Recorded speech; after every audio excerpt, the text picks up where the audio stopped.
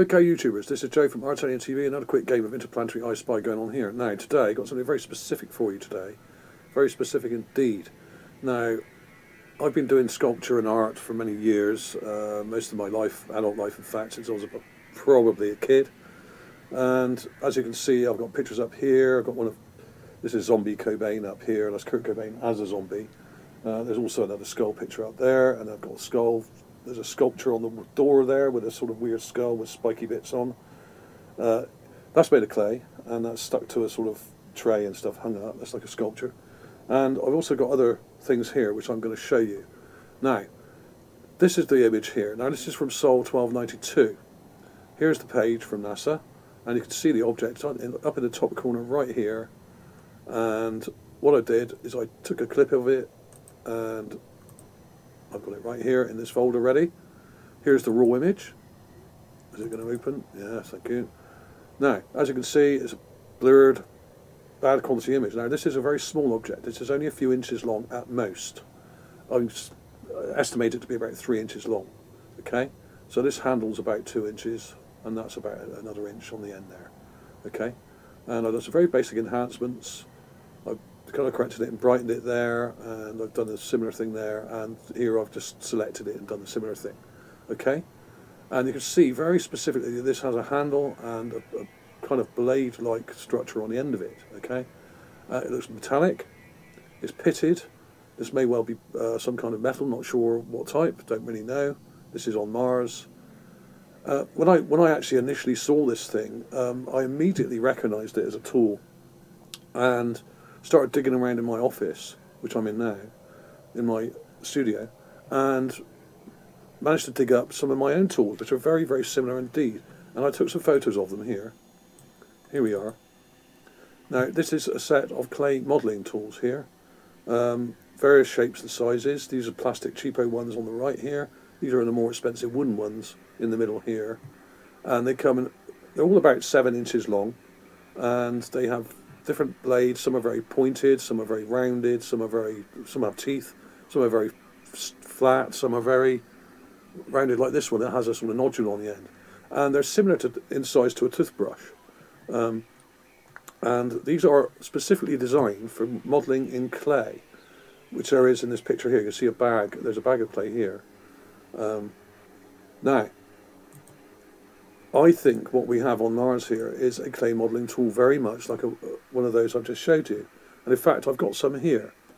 Now, these are very specific. This one's got a very pointed end here. You can see that, very pointed. You turn it around the other way, it's got a sort of flat, curved sort of blade to it there. There's this one, which I showed you. These are in that photograph. This one's got teeth on the end. I don't know if that's in focus there. And on the other end, it's got a sort of rounded bit. I mean, this is the most similar one, the one with the sort of bent over end. Now, these are specifically designed for making holes and interesting shapes in clay. Now, to demonstrate that, I've got one of the things I've made from clay here, and this is a little skull I made. Okay, I don't know if you can see that. Let's get it around the right way. Okay, there we are. Now, these specific tools are for making these sort of holes when doing eye sockets and nasal cavities there. And what you then do is you turn it round and use the blade end on the other side of the or the other end of the tool to do the teeth detail here, to get these fine little details in between the teeth, gaps and stuff like that. Okay, so that's what these are for. They're very specifically designed, especially these ones that are curved over on the end, like this one, are very specifically designed to go into something, i.e. when making an eye socket shape or a nasal cavity or into a mouth or teeth detail. Okay, that is what they're for, and that is what we are looking at here. This is why it kind of resembles a toothbrush without any bristles on, because it's designed to go into your mouth or into a hole, an orifice, to hollow it out and make a more accurate, specific shape, like you would get if you were making a model skull like this. Okay. So, what else can I say? There is also this thing. Now, this thing here is from Sol 1298. So this image was taken 6 days later. I'll show you the enhancement of it here. Now, this looks also like one of these tools that's broken off here. And this looks almost like one of these end pieces, like a drill. Some of them are shaped like drills, some of them are rounded, some of them are pointed.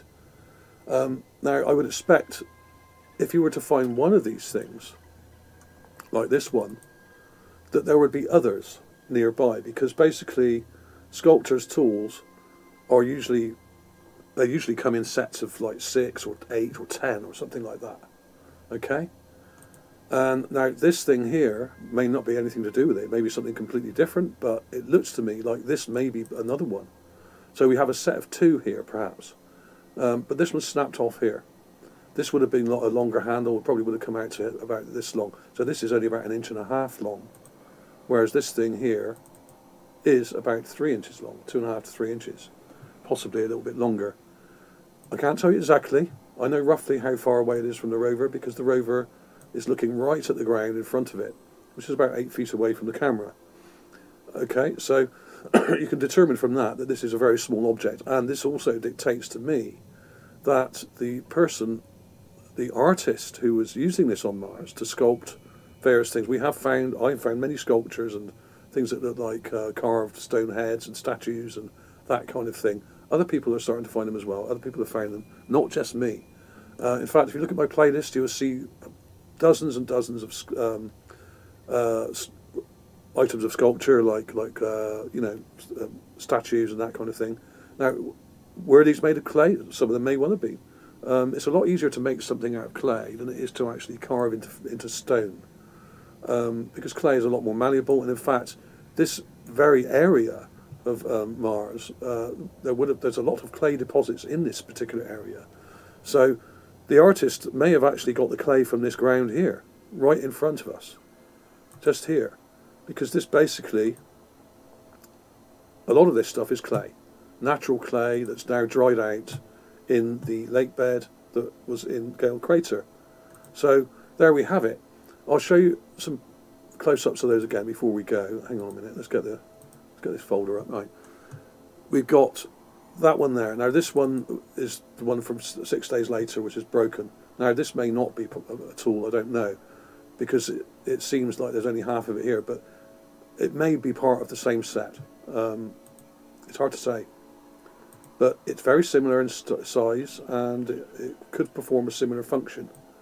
And here we have my set again, and you can see that these come in all shapes and sizes.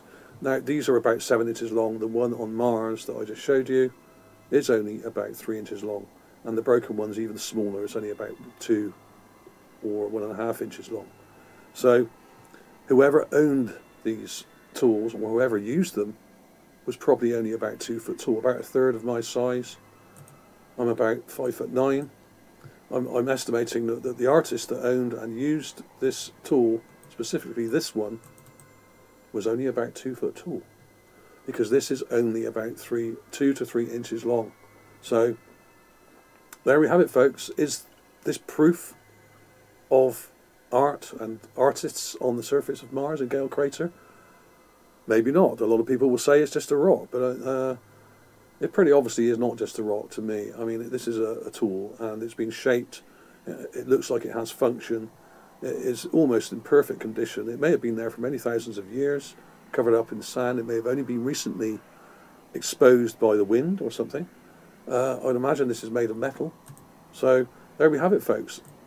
Is this proof of art on Mars and artists like myself, miniature versions of me up there, playing around with clay and making objects? This is a very specific tool, and as I said before, these are designed to go into things. In other words, it's almost like a dentist tool. You would use it very specifically for getting inside of the clay and hollowing stuff out to make these interesting and intricate shapes. Okay, so I've been doing sculpture now for many, many years, since I was a kid. In fact, I probably started playing around with plasticine and clay when I was only about 2 or 3 years old. My parents always had a huge bag of clay in the corner of the house, at the back of the house, and I was encouraged to play with it from a very early age. In fact, my father, Mr. White, Steve White, was a pottery teacher and art teacher for many, many years. So we always had this stuff lying around, and it's a nice medium to work in, if you've ever done it. If you haven't done it, I do recommend it. It's very rewarding, very therapeutic, and you could get stuff now you just bake in the oven, or you could just leave it to dry on the windowsill, you know. So yeah, it's really cool stuff. And this area is surrounded in clay. There are clay deposits all over this part of Gale Crater. The artist may have been getting the clay from this very area we're looking at right now. Okay, thanks for watching, everybody. I'll see you soon.